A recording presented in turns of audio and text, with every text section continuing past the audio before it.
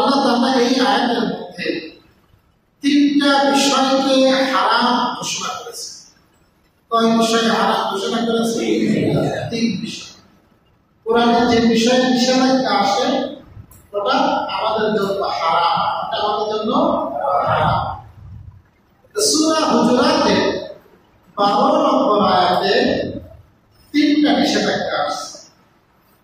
প্রথম নিষেধাজ্ঞা আল্লাহ পাক বলেন ইজতানিবু কাসীরাম মিনাস-সান্নি, তোমরা ধারণা করা থেকে বেঁচে থাকো।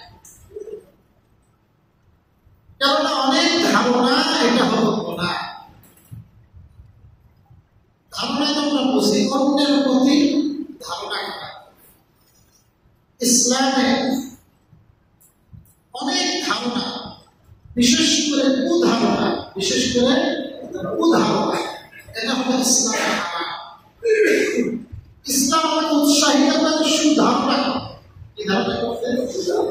এক হাদিসের মধ্যে আসছে রাসূল কারীম সাল্লাল্লাহু আলাইহি ওয়াসাল্লাম বলেন হুসনুজ জান্নি মিন হুসনিল ইবাদা, সুন্দর ধারণা, কারোর প্রতি ভালো ধারণা, এটা হলো সুন্দর ইবাদতের অন্তর্ভুক্ত।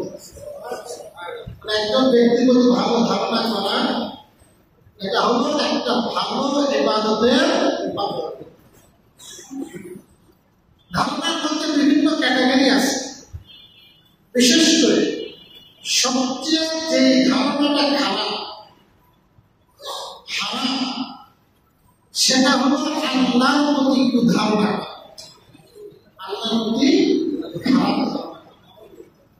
ইসলাম আমাকে শেখায় আমি সবসময় আল্লাহর প্রতি ভালো ধারণা পোষণ করব। আল্লাহ আমার ক্ষমাশীল, আমার ক্ষমা করে দেবে। আল্লাহ সমস্ত ক্ষমতার মালিক। মানে যত ভালো গুণ আছে, ভালো ধারণা করতে হবে হতাশ করা। ইসলাম আমাকে বলে তুমি যদি ভালো ধারণা করো তাহলে আল্লাহ তোমার সাথে ভালো আচরণ করবে। একজন ব্যক্তির নাম হলো আবুল আসওয়াদ। নাম কি? উনি অসুস্থ হলে বিখ্যাত সাহাবী হযরত ওয়াসিলা ইবনে আসকা দেখতে গেছেন। কেউ অসুস্থ হলে তাকে দেখতে যাওয়া ইসলামের শিক্ষা সুন্নাহ। ওয়াসিলা ইবনে আসকা দেখতে গেছেন হযরত আবুল আসওয়াদকে। আবুল আসওয়াদ বলতেছে আপনার হাতটা একটু আমাকে দেন।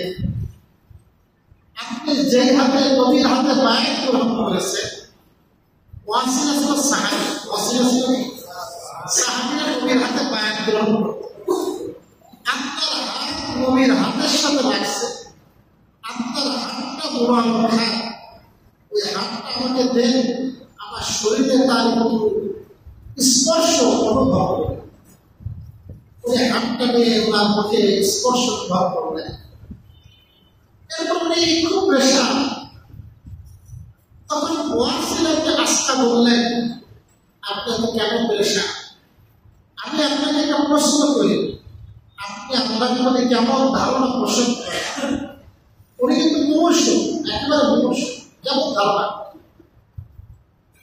ওয়াসিলা ইবনে আসকা বলেন, ওয়াসিলা ইবনে আসকার উত্তরে আবুল আসওয়াদ বলেন আমি আল্লাহর প্রতি ভালো ধারণা রাখি, আমি আল্লাহর প্রতি ভালো ধারণা। ওয়াসিলা বললেন তাহলে একটা হাদিস শোনেন। রাসূল কারীম সাল্লাল্লাহু আলাইহি ওয়াসাল্লাম বলেছেন আনা জাবলে আব্দি, আমি আল্লাহ পাক বলেন আমার প্রতি আমার বান্দা যেমন ধারণা করে আমি আল্লাহ তার সাথে তেমন আচরণ করি। যদি কোনো ব্যক্তি আমার প্রতি সুধারণা করে তা আমি আল্লাহ তার সুধারণাকে কবুল করি। এর অর্থ হলো তুমি যেহেতু আল্লাহর প্রতি সুধারণা রাখছো যে আমার আল্লাহ আমাকে ক্ষমা করে দিবে, আমার আল্লাহ আমাকে মাফ করে দিবে, এই উসিলায় আল্লাহ আমাকে ক্ষমা করে দিবে। এই জন্য আমরা সবসময় আল্লাহর প্রতি ভালো ধারণা রাখি। আল্লাহ কোরআনে বলেন লা তাকনাতু মির রাহমাতিল্লাহ, আল্লাহর রহমত থেকে নিরাশ হবেন না। কার রহমত থেকে? আল্লাহর রহমত থেকে কখনো নিরাশ হবে না, কখনো নিরাশ হতে হয়। আল্লাহর প্রতি ভালো ধারণা। 2 নম্বর হলো ইসলামের যত বিধিবিধান আছে এই বিধিবিধানের প্রতি ভালো ধারণা। এই বিধিবিধানের প্রতি কি একটা বিধান আছে এরকম মনে করা, ইসলাম যদি এরকম থাকতো নারী পুরুষ সবার মেলামেশা করা খুব ভালো হয়। ইসলাম যদি এরকম থাকতো সুদ ঘুষ খাওয়া যাবে ভালো হয়, এরকম মনে করা। বুঝতে হবে আমার আল্লাহ শরীয়তে যে বিধান দিয়েছে ওই বিধানটা আমার জন্য ভালো ভালো বিধান দান করেছে। গতকালকে রাত্রিবেলা সম্ভব বেশ রাত 10:30 বাসায় ঢুকবো, রাস্তা দিয়ে 3-4 জন যুবক হেঁটে যাচ্ছে। এখন অনেক সময় আমাদের হয় হুজুর কাউকে দেখলে মাথায় টুপি আলা, তখন কিছু ইসলামিক কথাবার্তা বলে। তখন এক যুবক বলতেছে এটা কিরকম বিধান, আমার যদি এক মেয়ে থাকে সে সব সম্পত্তি পাবে না, সে সব সম্পত্তি তাহলে তার অন্যান্য ভাইদেরকে চাচাতো ভাইদেরকে দিতে হবে। এটা ইসলাম বিধান যে এক মেয়ে হইলে বা 2 মেয়ে হোক আপনার মৃত্যুর পরে সব সম্পত্তি তো মেয়েরা পাবে না, একজন থাকলে অর্ধেক পাবে, একের অধিক পাইলে 2/3 পাবে। স্ত্রী পাবে 8/1 বাকি যে সম্পদ থাকে সেটা চাচাতো ভাই বা চাচা বা আপনার বাবা এরকম সম্পদের দিকে চলে যাবে। সে সমস্ত প্রিয় ভাইরা, এটা ব্যাখ্যা সাপেক্ষ আমাদের সময় নেই, কিন্তু আমাকে বিশ্বাস করতে হবে ইসলামের সকল বিধান সেটা মেয়েরাজ সংক্রান্ত হোক বা অন্য যে কোনো সংক্রান্ত হোক, এটা আমার জন্য, যেহেতু আমার রব আমাকে বানাইছে, তিনি যত্ন সহকারে বানাইছে, আমার কিসের মঙ্গল কিসের ক্ষতি আমার থেকে আমার রব ভালো থাকে, কে ভালো জানে? সুতরাং ওইটার প্রতি আমার ভালো থাকে। 3 নম্বর হল সমস্ত আম্বিয়া ইকরাম, সমস্ত সাহাবা ইকরাম এদের প্রতি ভালো ধারণা রাখতে হবে। এর প্রতি কি ধারণা রাখতে হবে? ভালো ধারণা। 4 নম্বর, পরস্পর স্বামী স্ত্রী অনেক সংসার ধ্বংস হয়ে যায়। স্বামী সবসময় সন্দেহ করে, স্ত্রী কি সন্দেহ করে, পাকা চোখে দেয়, খালি মোবাইল চেক করে, কোন মেসেজ আসলে চেক করে। আমার স্ত্রীও স্বামীর বিশ্বাস করে না, খালি সন্দেহ করে, আছে না? এরকম এই যে ধারণা, এটা ইসলাম নিষেধ। আপনি যদি সুস্পষ্ট কোনো দলিল থাকে, সেই দলিলের ভিত্তিতে যদি আপনি কিছু বলেন তাহলে ঠিক আছে, কিন্তু আপনার কোনো দলিল নাই, কোনো প্রমাণ নাই, অমূলক ধারণা সন্দেহ, এটা ইসলামে হারাম।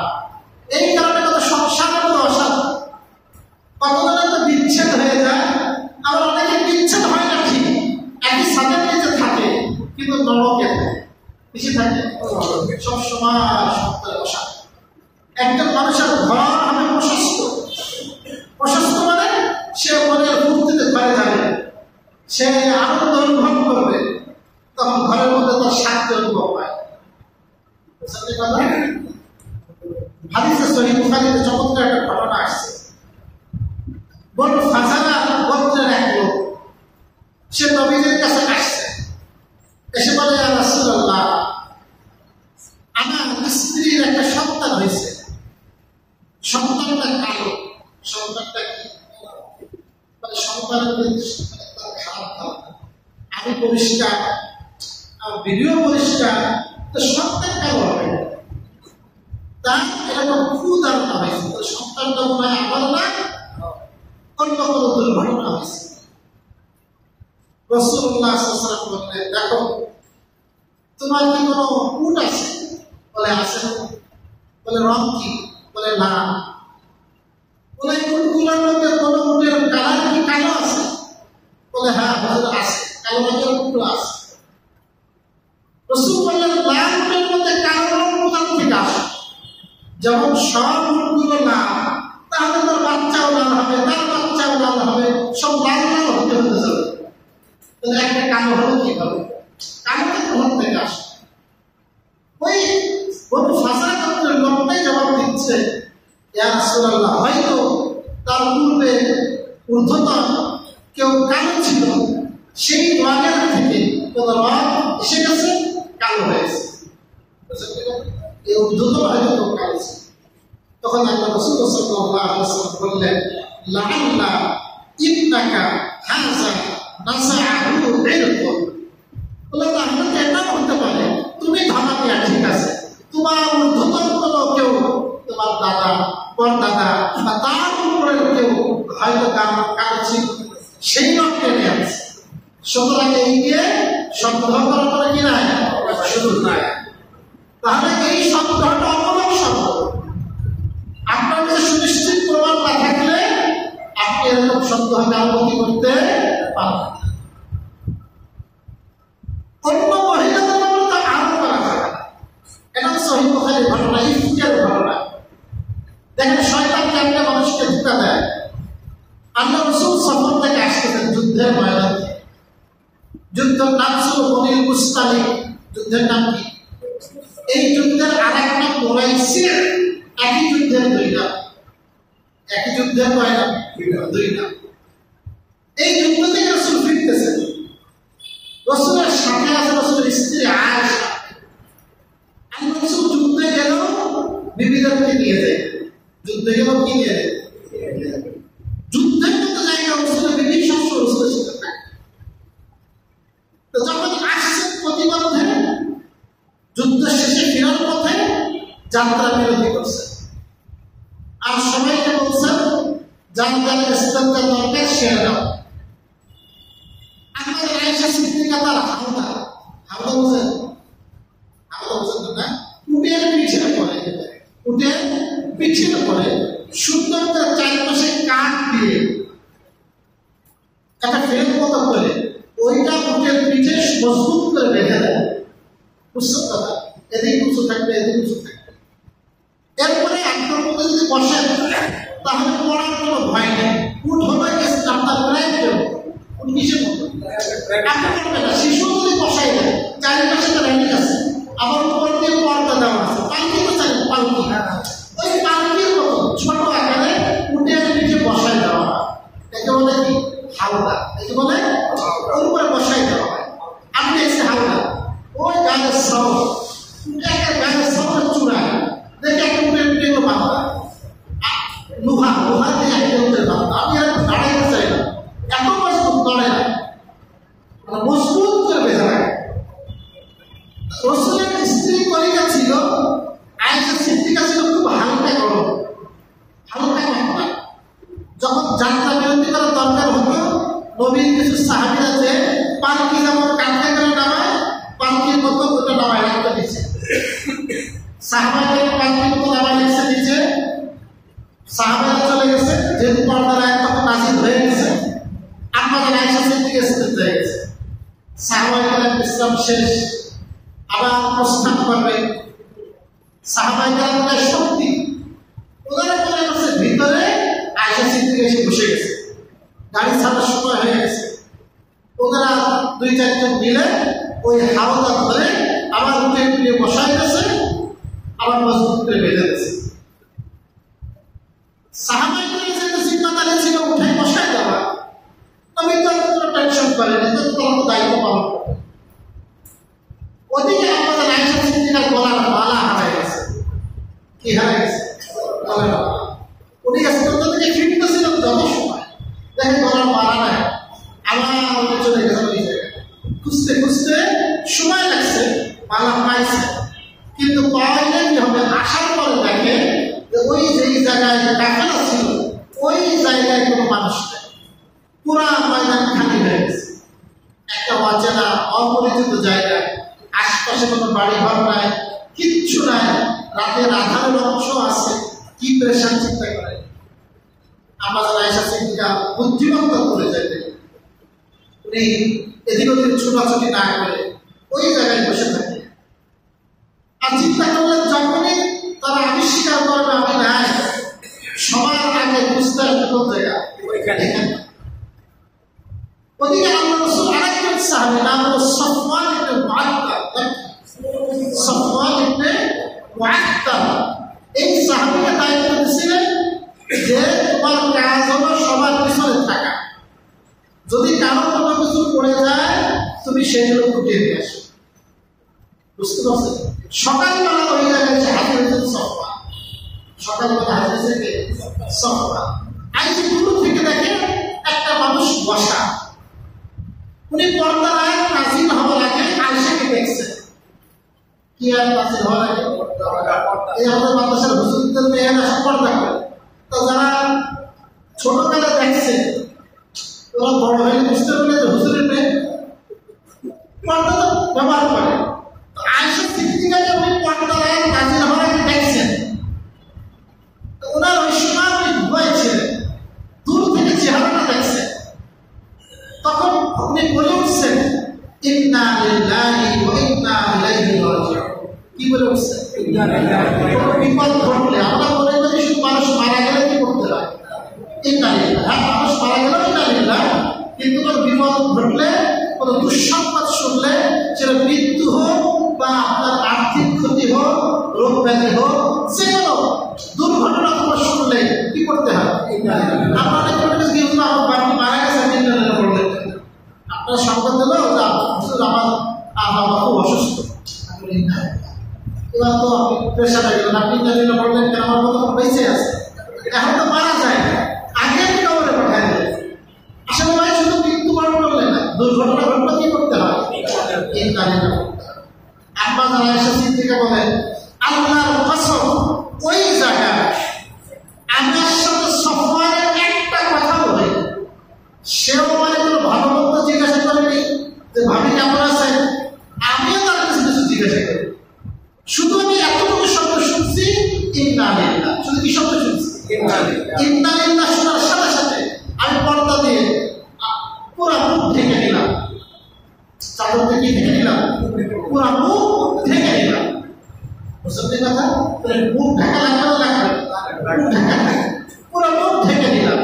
মুখ ঢেকে এরপর উনি বসালেন, ওনার উনি পিঠে উঠলাম, আর উনি লাগাম ধরে আমাকে নিয়ে যাওয়া শুরু করলেন। একটা কথাও হয়েছে, দেখেন এই কাফেলা যখন দিন প্রহরে যাত্রা বিরতি করছে, ওই সময় এই দুইজন কাফেলার সাথে মিলিত হয়ে গেল। তখন আব্দুল্লাহ ইবনে উবাই ইবনে সালুল মুনাফিক নেতা আরো দুই একজন এরা বলা বলি শুরু করে দিল, এটা যখন ওখানে পরে আসছে তাহলে কিছু ঘটনা ঘটেছে।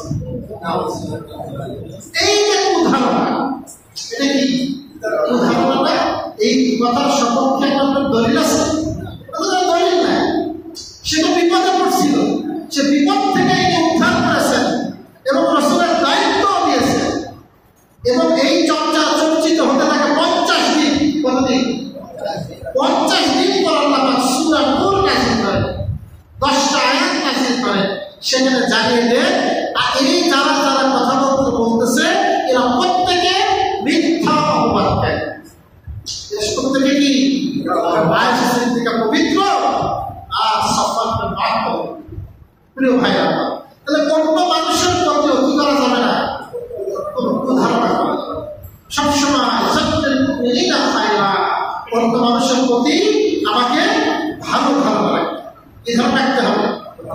ভালো আমাদের অনেক মানুষ খুঁজে খুঁজে নেগেটিভ কোনো ধারণা, খুঁজে খুঁজে নেগেটিভ মানে কোনটা পাওয়া যায় 100-এর মধ্যে একটা নেগেটিভ, ওইটা খুঁজে খুঁজে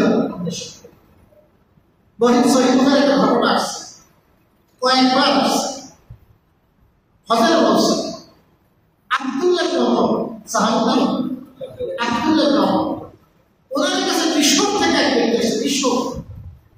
মিশর খুব উঁচু লম্বা, মিশর থেকে এক লোক আসছে। আইসে বলে আপনার কাছে আমার কিছু প্রশ্ন আছে হযরত উসমান সম্পর্কে। কার সম্পর্কে? কিছু মানুষের উসমান সম্পর্কে অ্যালার্জি আছে, কার সম্পদ? অথচ হযরত উসমান হলো যুন-নূরাইন, দুই নূরের অধিকারী। নবীর কয় মেয়ে বিবাহ করছেন? দুই মেয়ে। রাসূল বলেন যদি আমার আরো একটা মেয়ে থাকতো বিবাহের উপযুক্ত, আমি সেই মেয়েকেও হযরত উসমানের সাথে বিবাহ দিতাম। তাবুক যুদ্ধের সময় তিনি যেই খেদমত করেছেন ইসলামে, কে? উসমান। যেই খেদমত তিনি করেছেন, যেই স্বর্ণমুদ্রা দিয়েছেন ইসলামের জন্য, আল্লাহ রাসূল স্বর্ণমুদ্রাগুলো দিনার উপর হাত দিয়ে উল্টাচ্ছিলেন, একবার এই হাতে একবার এই হাতে, আর বলতেছিলেন আজকের পরে যদি উসমান আর কোনো নেক আমল নাও করে, তাও এই আমল তার জান্নাতে যাওয়ার জন্য যথেষ্ট।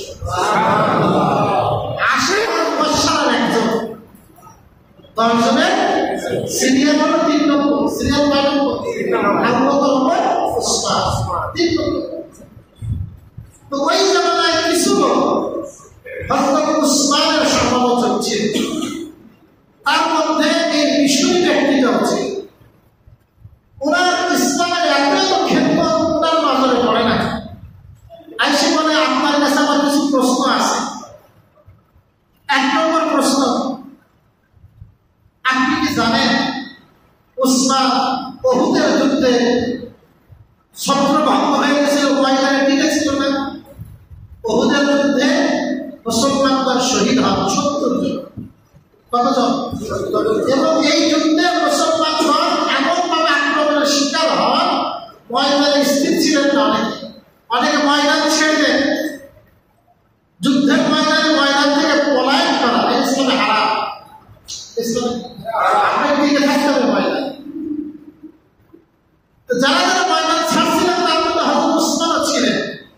তা আব্দুল্লাহ ইবনে ওমরকে জিজ্ঞাসা করতেছেন ওই বিষয়ে, মানে ইবনে ওমর থেকে স্বীকৃতি নেবেন, আপনার কি ঘটনা জানা আছে যে উহুদের যুদ্ধে তিনি ময়দান থেকে সরে গেছিলেন? তা হযরত আব্দুল্লাহ ইবনে ওমর বলেন হ্যাঁ আমি জানি। দ্বিতীয় প্রশ্ন, আপনার কি এটা জানা আছে যে বদরের যুদ্ধ সবচেয়ে সেরা যুদ্ধ, সেই যুদ্ধ হযরত উসমান অংশগ্রহণ করেননি? হযরত আব্দুল্লাহ ইবনে ওমর বলেন হ্যাঁ অংশগ্রহণ করেন। আপনি এটাও জানবেন 3 নম্বর, হুদাইবিয়ার সন্ধি যেখানে আল্লাহ রাসূল বায়াত নিয়েছিলেন, যেটাকে বলা হয় বায়াতে, বলেন বায়াতে রিদওয়ান। বায়াতে কি? আরে সূরা ফাতিহা আগে তাফসীর করেছি। বায়াতে রিদওয়ানের কথা বলে 10 বার আসছে, মানে প্রত্যেক সপ্তাহে বায়াতে রিদওয়ান এসে গেছে সূরা ফাতিহা। আপনি ভুলে গেলেন বায়াতে রিদওয়ান একটা গাছের নিচে বায়াত করছে। ওই বায়াত যারা গ্রহণ করছিলেন ওদের ব্যাপারে আল্লাহ কোরআনে আয়াত নাযিল করেছেন, রাদিয়াল্লাহু আনহু ওয়া রাদু আনহু, আল্লাহ এর প্রতি সন্তুষ্ট। তো ওই বায়াত যারা গ্রহণ করছিলেন ওরা সেরা সেরা সাহাবা। তা আপনার কাছে আমার প্রশ্ন, আপনার কি জানা আছে যে হযরত উসমান এই বায়াতে রিদওয়ানও ছিলেন? ছিলেন তো বদরে নাই, উহুদে নাই, বায়াতে রিদওয়ান হয়। বড় বড় 3টা ক্ষেত্র, সেই 3 জায়গা নাই। এই প্রশ্ন ওনার কাছে করছে, উনি যদি বলে হ্যাঁ ঠিক আছে তোমার কথা, তাহলে ও মনে মনে খুশি হয়ে যাবে যে ওনার সমালোচক আমরা ওনার 3টে ভুল পেয়ে গেছি। আর 3টা আব্দুল্লাহ ইবনে ওমর বললেন হ্যাঁ, ও বিশাল খুশি হয়ে গেছে। কে? ওই বিষয় থেকে আমরা খুব খুশি। এবার চলে যাবে নিজ গোত্রের কাছে সংবাদ বলে দেওয়ার জন্য। আব্দুল্লাহ ইবনে ওমর বললেন এদিকে আসো, আমার এমন কিছু কথা আছে, বসো। বলে কি কথা? বলে শোনো, তুমি তো তার খারাপ পর্যন্ত অন্বেষণ করলাম, খারাপ রূপে আলোচনা করলাম। এবার তুমি শোনো এই 3টা ঘটনার প্রেক্ষাপট। উহুদের যুদ্ধে 3টা শুধু আরো যারা ছত্রভঙ্গ হয়েছে, কুরআনেই আল্লাহ পাক তাদের ক্ষমা ঘোষণা করেছে।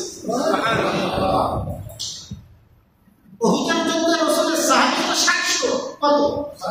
মারা গেলেন নাই 70 জন, বাকি তো সবাই প্রায় ময়দান ছেড়ে গেছে। আল্লাহ প্রত্যেকের জন্য কোরআনে কি ঘোষণা করেছে? ক্ষমা। আল্লাহ যার ক্ষমা ঘোষণা করেছে তার সমালোচনা করতে হবে। দুই নম্বর, বদরের যুদ্ধে তিনি জামনি পেলেন। বদরের যুদ্ধে তো রাসূলের মেয়ে রুকাইয়া, রাসূলের মেয়ে উনি অসুস্থ। আল্লাহ রাসূল হুকুম করেছেন তুমি তার খেদমতে থাকো, সে মারা যাইতে পারে, অসুস্থ, ওদিকে মারাও গেছে, তার সেবায় তুমি থাকো, তার ব্যবসায় থাকো। রাসূলের হুকুমে তিনি তার স্ত্রীর খেদমতে ছিলেন, বুঝলেন? সেটা মধ্যে যদি কাউকে দায়িত্ব দেয় তুমি পানি না, তুমি পান পাহারা দিবা, তুমি যুদ্ধ করবা, তো যে যুদ্ধ করছে সে যেই পরিমাণ পুরস্কার পাবে, যে পান পাহারা দিচ্ছে, যে পানি রাখছে, কম পুরস্কার দেবে সবার বলেন সে ভাই সব সমান না? সব সমান।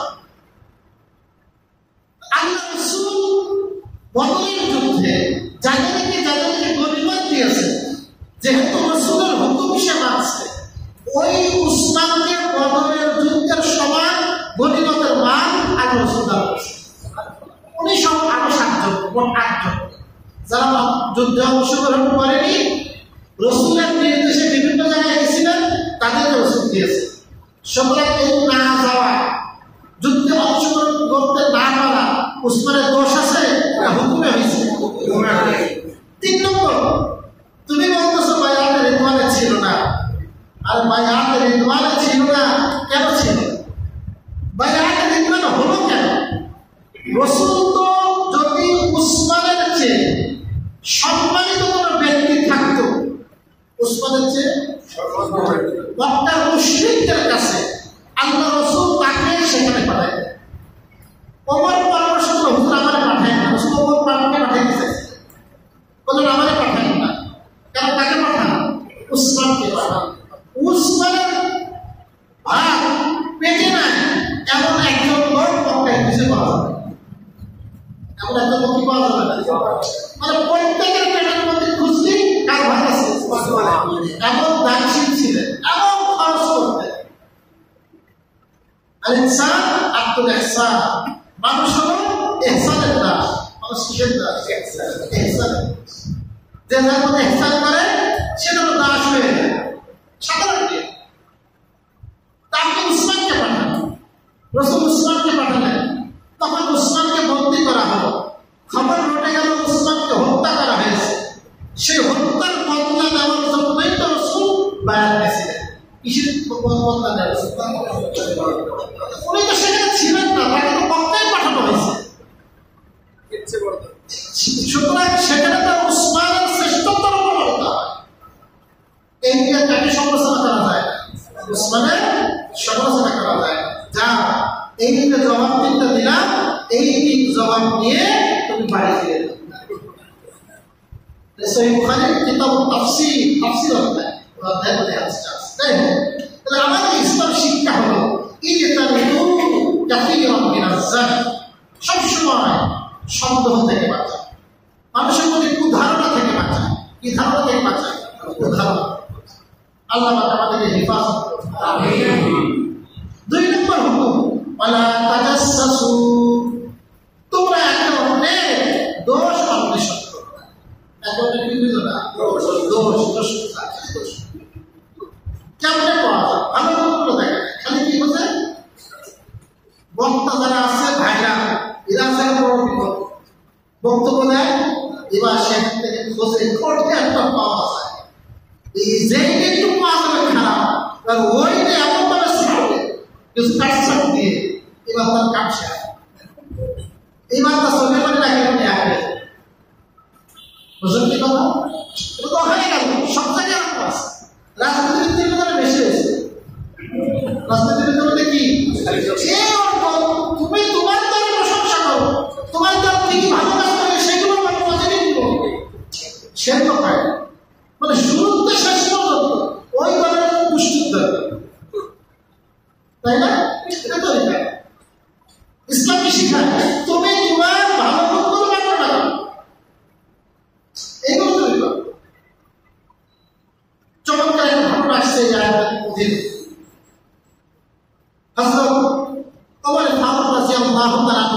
খলিফা। কে খলিফা? ওমরের মেজাজ ছিল রাত্রিবেলা ছদ্মবেশে মদিনা গলিতে গলিতে ঘুরে বেড়াতেন। জনগণের প্রয়োজন কি, সমস্যা কি, নিজে মাঠে থেকে সরেজমিনে পরিদর্শন, তার কাছের ঘরে থেকে একেবারে সরেজমিন। এটা খলিফাদের বৈশিষ্ট্য। তো উনি একদিন রাতের বেলা যখন ঘুরতেছেন, রাতের বেলা ঘুরতেছেন, অনেক দূর চলে গেছে। এক বাসার ভিতর থেকে রাত্রবেলা গভীর রাত গানের আওয়াজ আসছে। গানের আওয়াজ আসছে, ওনার মাথা মাথা করে নিয়েছে গান ইসলামে হারাম। উনি পাশের নৌকা দ্রুততার সাথে দ্রুত বসতে পারেন। পুলিশ যখন আসামি ধরে তার কেমনে ধরে নির্বাচন দিয়ে যেদিকে মানে তাড়াতাড়ি ঢোকা যায় সেই দিতে যায়। উনি পাশের নৌকায় ঢুকে পড়ছে। আর দেখেন সামনে মদের পটকা, মদের আসর, মদ খাবে, হাতে যাতে ধরছে ওই লোক যে মদ খাবে। তখন আমাদের শাস্তি দেবে, কঠিন শাস্তি। তুই রাত্রবেলা এই আঘাত করিস। তখন ওই লোকটা হযরত ওমর ফারুক বলতেছে, খলিফা আমি একটা ভুল করতে যাচ্ছি না, তা আপনি তো ইতিমধ্যে 3 ভুল করে ফেলেছেন। আমি একটা অপরাধ করতে যাচ্ছি না, আর আপনি ইতিমধ্যে 3 অপরাধ করে ফেলেছেন। 3 অপরাধ। 3 অপরাধ। 3 অপরাধ। এক নম্বর অপরাধ, আপনি দোষ দিতে বলেছেন। বুঝতে পেরেছেন? অথচ আপনারা কোরআনে বলেন ওয়ালা তাজাসসু, তোমরা এক নম্বরে কি কইছো না? দোষ কইছো না। আপনি দোষ দিতে পারেছেন। 2 নম্বর অপরাধ, আপনি কোরআনে কারিমে আল্লাহ পাক বলেছেন ওয়াতুল বুয়ুতা ফিল আবওয়াবিহা, তোমরা সবসময় ঘরের যে মেন দরজা, সদর দরজা, ওই দরজাতে প্রবেশ করো। কিন্তু মানুষের বাড়ি থেকে কোন দরজাতে প্রবেশ করতে হবে? ওই কানাকানিতে ঘরে ঢোকা মেন সদর দরজাতে প্রবেশ করা। আপনি তো সদর দরজাতে ঢোকেননি, পাশের লোকটা আসছেন, আপনি দ্বিতীয় অন্যায় করছেন। কত নম্বর অন্যায়? দ্বিতীয় অপরাধ। 3 নম্বর অপরাধ কি করছে? আপনি অনুমতি ছাড়া প্রবেশ করছেন। ছাড়া আপনি সালাম দিবেন, সালাম দিয়ে আপনি প্রবেশ করবেন। আপনি সালাম দিতে কিচ্ছু দেখবে, আপনি যেতে পারছেন। যদি এই যুক্তিগুলো আপনার সব ক্ষেত্রে ঠিক না, কারণ তারা প্রশাসনের লোক, তারা আপনাদেরকে ধরতে পারে। কিন্তু তারপরে যেহেতু ওমরকে কতগুলো বলছে, ওমর একেবারে ঠান্ডা হয়ে গেছে। ওমরের একটা মেজাজ ছিল, যদি কোরআন থেকে কেউ কিছু বোঝায়, কোরআনের দলিল থেকে কেউ কিছু যুক্তি দিয়ে বোঝায়, উনি সঙ্গে সঙ্গে কোরআনের সামনে সারেন্ডার করতেন। কে? কোরআনের সামনে আর কোনো কথা বলতেন একটা ছেড়ে দেন। এক লোক আসছেন, ওমরের কাছে যাবে, এর সহি বুখারী হবে। ওমরের কাছে যাবে, ওনার ভাতিজা আবার ওমরের মন্ত্রী পরিষদের সদস্য। ভাতিজাকে ধরছে, ভাতিজা আমার নিয়ে এসো। ভাতিজা বলে তোমার যা হবে কেন, আমি সব কথা আছে তো ভাতিজা ব্যবস্থা করে তো চাষার যাওয়া। এবার চাষা ওমরের কাছে যাওয়ার পরে এই ওমরে এক কথা শোনা গেছে। কেন শোনা গেছে? ওমরকে এক কথা শোনা গেছে। এখন ওমর তো প্রতিশোধ দেবে। ভাতিজা সঙ্গে সঙ্গে আগে করছে, কার কি হবে বলে আফিল আনিন নাস আল্লাহু ইউহিব্বুল মুহসিনিন, যারা নাক দমন করে, মানুষের অপরাধ ক্ষমা করে দেয়, আল্লাহ হিসাবকারীদের ভালোবাসে। আয়াত পড়ার সঙ্গে সঙ্গে ওমর ঠান্ডা হয়ে গেছে। আমাদের শিক্ষা হবে কি, কোরআনের আয়াতকে দলিল দিলে সেখানে আমাদের কোনো তর্ক চলবে না, সেখানে কি চলবে না। কোরআন যা বলছে এটাই সত্য, কোরআন যা বলছে এটাই সত্য। তো আমরা তাকে সতর্ক করে দিয়ে মাফ করে দিলেন। প্রিয় ভাই, মানুষের দোষ অন্বেষণ করো না। আল্লাহ রাসূলের একটা হাদিস শুনেন, রাসূল কারীম সাল্লাল্লাহু আলাইহি ওয়াসাল্লাম বলেন, লা তাগতাবুল মুসলিমিন, খবরদার মুসলমানদের গীবত করো না। কি করো না? ওয়ালা তাত্তাবিউ আওরাত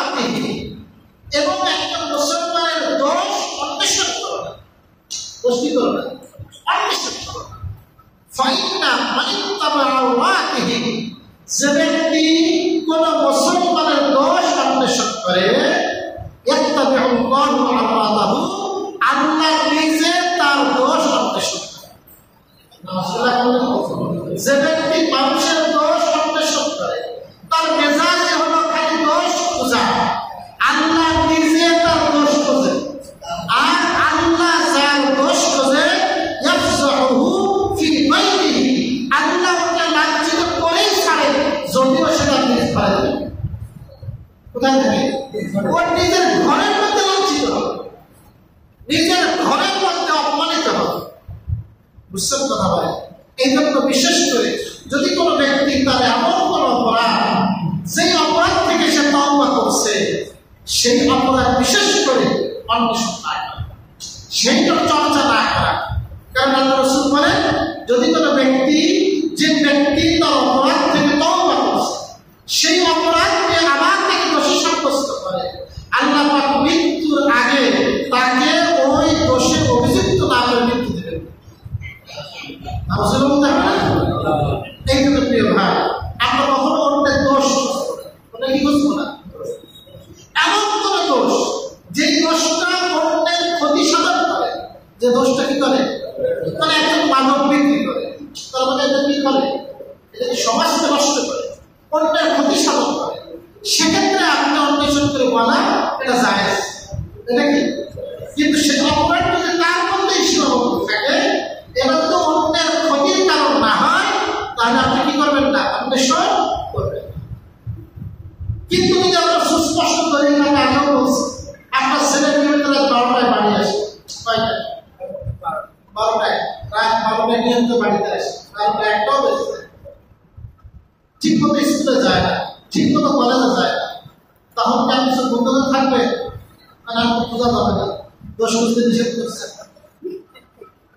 না, তখন আপনি খুঁজবেন। কারণ এখন তো স্পষ্ট করি রাত 12টার বাড়ির বাইরে থাকবে, তখন আপনাকে কি করতে হবে, অন্বেষণ করতে, খুঁজতে হবে, সেখান থেকে নিষেধাজ্ঞা। 3 নম্বর হুকুম করছে, ওয়ালা ইয়াগতাব বা'দুকুম বা'দা, তোমরা একে অন্যের গীবত করো না। একদম কি করো না, গীবতের আলোচনা অনেক সময় শুনছি। গীবত করা হলো মৃত ভাইয়ের গোশত খাওয়া সম্পর্ক। কি খায়? রাসূল বলে, আল গীবাতু আশাদ্দু মিনাজ জিনা, গীবত হলো জিনার চেয়ে ভয়ঙ্কর। গীবত কাকে বলে? গীবত বলা হয় যিকরুকা আখাকা বিমা ইয়াকরাহ, তোমার ভাইয়ের এমন আলোচনা করা, যে আলোচনা সে শুনলে সে কষ্ট পায়। যে আলোচনা শুনলে কি হয়, মানে সেইটা তার মধ্যে আছে, তারপরেও যদি আলোচনা করেন, বুঝলেন কথা, তাহলে এটা কি বলে, গীবত। আপনি বলবেন যে ওটা তো তার মধ্যে আছে, ওটা থাকলেও কি সেই দোষটা তার মধ্যে নাই, তারপরেও আপনি বলতেছেন, তখন সেটা গীবত না, সেটা হলো অপবাদ। সেটা কি? রাসূলের একটা হাদিস বলে শেষ করি। আল্লাহ রাসূলের কাছে প্রশ্ন করা হবে, আফরাইতা ইন কানা ফি আখি মা আকুলু, ইয়া রাসূলুল্লাহ, ওই দোষটা যদি আমার ভাইয়ের মধ্যে থাকে, যেই দোষের কথা আমি আলোচনা করেছি, তাহলে কি এটা গীবত? প্রশ্ন বুঝেন? একটা যদি খাটো ওরে বললাম বাইকটা, কি বললাম, তারপর লম্বা তার কাছে করতে আসছে, বড় বোঝে লম্বা মানুষের কিন্তু বুদ্ধি কি হয়, কম হয়, আমি সব লম্বা মানুষের কিন্তু কম হয়, বুদ্ধি শক্তি একটু কম হয়, লম্বা কিছু বোঝে। এই কথাটা শুনতে সে কষ্ট পাবে না? কষ্ট পাবে। আসলে সে লম্বা, আসলে সে বাইকটা। রাসূল বলেন, ইন কানা ফীহি মা তাকুলু ফাকাদ ইরতাবতা, যেই দোষের কথা তুমি আলোচনা করেছো, ওই দোষটা যদি সত্যই তার মধ্যে থাকে, তাহলেই তুমি গীবত করলা। ওয়া ইন লাম ইয়াকুন ফীহি ফাকাদ বাহাত্তাহু, আর যদি সেই দোষ তার মধ্যে না থাকে, তারপরেও তুমি বলো, তাহলে তুমি এর থেকেও খারাপ, তুমি তার অপবাদ কি দিলা, তুমি অপবাদ। আল্লাহ সুবহানাহু ওয়া তাআলা এই কুধারণা, দোষ অন্বেষ, গীবত শিকায় এর থেকে আল্লাহ পাক আমাকে আপনাকে সকলকে হেফাজত করুন। আমিন। ওয়া আখিরু দাওয়ানা